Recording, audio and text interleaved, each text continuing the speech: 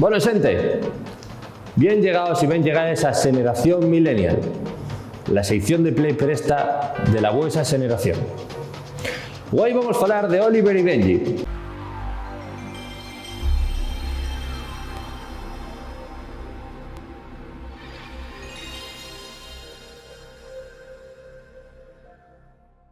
Esa serie mágica sobre fútbol protagonizada por Oliver Atom. Oliver Atom es el típico guaje que a lo mejor, siguiendo los pasos del sopá, que ya era marino y coló de casa para otras tierras y estaba igual un año en sin aparecer por casa, pues él dijo: voy a seguir el ejemplo de mi pa y voy a colar de casa también y dejar a mi ma sola y voy a seguir a un alcohólico brasileño hasta Brasil. Y por lo que sé ya, en esa casa no le pareció mal a nadie esa idea. Ay, autará el mío marido y el mío fiu. Déjenme sola naguando porque tornen a casa.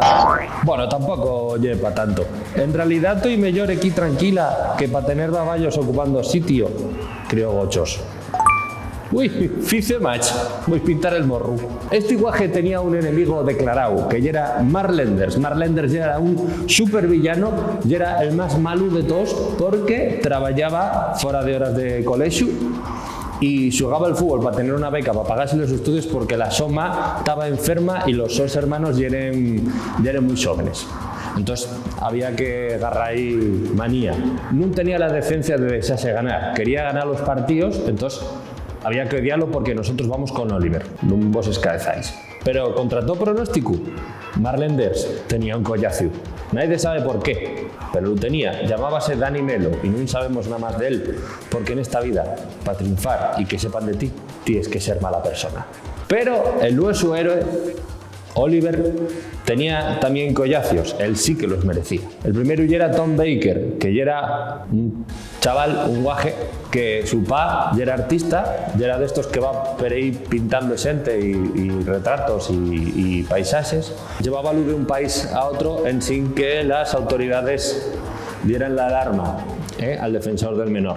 Y también estaba Benji Price. Benji Price ya era un portero que llevaba gorra. Tiene más mérito porque con gorra todo el mundo sabe que no ves bien. Si te la tiran alta, no ves bien. Todo el mérito del mundo y todo nuestro respeto para Benji, que además al principio de la serie cola para Alemania y la serie sigue llamándose Oliver y Benji. El nombre original de la serie japonés es Capitán Sub. Cállate. Ya muy millennial decir cállate a la gente. Cerra la boca.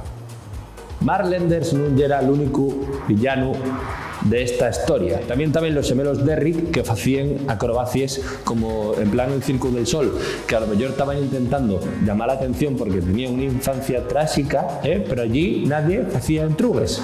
Ellos hacían la catapulta infernal, llamaban catapulta infernal a la técnica. También estaba Julian Ross, que ya era un guaje que estaba malo del corazón, pero jugaba al fútbol semiprofesional con 14 años y el cardiólogo no hizo nada hasta que cayó fulminado en pleno campo y ya dijeron: hombre, igual hay que llevar al chaval al pediatra porque ya era un guaje. Y para rematar está Philip Callahan. Para rematar de tiesta, porque ya es delantero, tenemos a Philip Callahan, que ya era simpático y jugaba en equipo. Entonces por eso tampoco sabemos nada de él, como Dani Melo, porque como sabéis, collacios y collacis, hay que ser mala persona en la vida para triunfar. Bueno, toda esta gente llevábase mal, tenían enfrentamientos, tenían partidos, entonces siempre querían ganarse unos a otros hasta que se dieron cuenta de que deben coincidir en la selección japonesa y entonces ahí ya descargaron el odio es contra otros países, que yo lo que hay que hacer. Esta parte igual la cambiamos ahora porque como... That was awkward. Ay, Dios. Bueno, finalmente solo decir que Oliver acaba jugando en el Barça, que eso es una cosa que no mucha gente sabe. Habrá que pensar si a lo mejor también era menor de edad y entonces fue ilegal o lo que sea. Un abrazo, gente millennial, y hasta la próxima vegada.